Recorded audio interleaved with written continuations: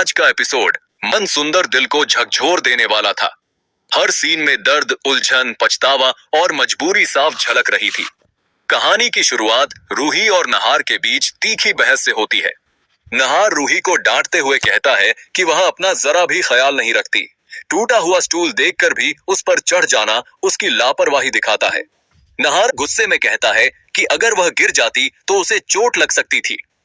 रूही तड़प कर जवाब देती है, आपको मेरी इतनी परवाह क्यों हो रही है? आप तो खुश है ना? आपने तो मुझे कांग्रेचुलेशंस भी बोला था। फिर मैं गिर जाऊं, मर जाऊं, आपको क्या फर्क पड़ेगा? नहार भी उसी तीखे अंदाज में कह देता है कि उसे कोई फर्क नहीं पड़ता। वह कहता है कि उसने रूही को सिर्फ स्पर्श के लिए बचाया है ताकि उसकी शादी में कोई रुकावट न आए। उसके शब्द भले ही कठोर हों, लेकिन उनके पीछे छिपा दर्द साफ दिखाई देता है। दोनों एक दूसरे को चोट पहुंचाते हैं क्योंकि दोनों का दिल अब भी एक दूसरे के लिए धड़कता है। रूही मन ही मन फैसला कर लेती है कि अब उसे स्पर्श को पूरा सच बताना ही होगा। वह जानती है कि यह सच स्पर्श को तोड़ देगा, लेकिन झूठ के साथ रिश्ता निभाना उससे भी बड़ा गुनाह है। इधर घर में पूजा पाठ और मंत्रों की आवाज गूंजती है। बिट्टू अचानक गिर जाता है, जिससे घर में अफरा तफरी मच जाती है। सब उसे संभालते हैं।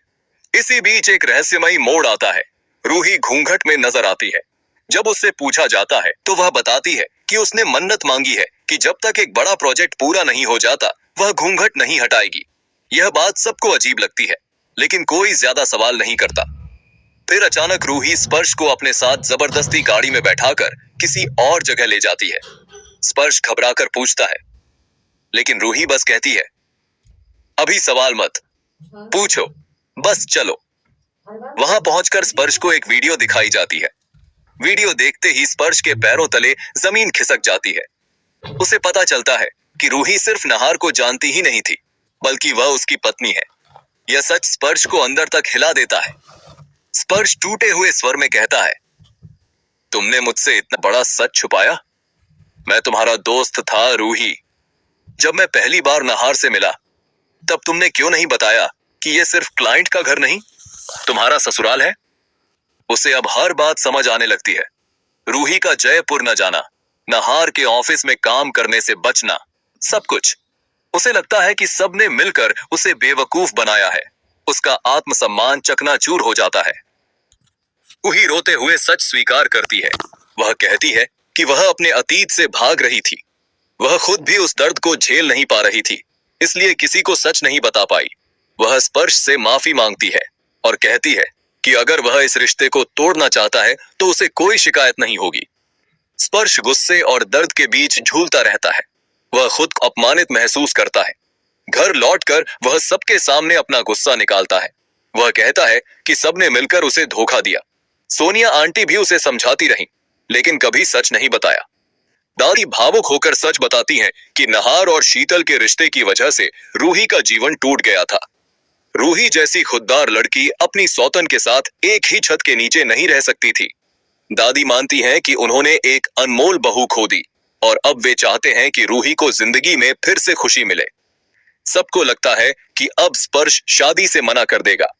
यहां तक कि पूनम जी भी सोचती हैं कि शायद यही खाटू श्याम जी की मर्जी है, लेकिन तभी कहानी एक बड़ा मोड़ लेती है। स्पर्श शांत स्वर में कहता है, पास्ट तो हर किसी का होता है, मेरा भी था। मैं तुम्हारे पास्ट में नहीं था, लेकिन अब मैं तुम्हारे साथ अपना फ्यूचर बनाना चाहता हूं। वह रूही के मन की खूबसूरती की तारीफ करता है। कहता है कि वह उसकी कड़वी यादों को एक खूबसूरत भविष्य से भर देना चाहता है। सब चौंक जाते हैं जब स्पर्श कहता है कि वह शादी के लिए तैयार है। घर में फिर से हलचल मच जाती है।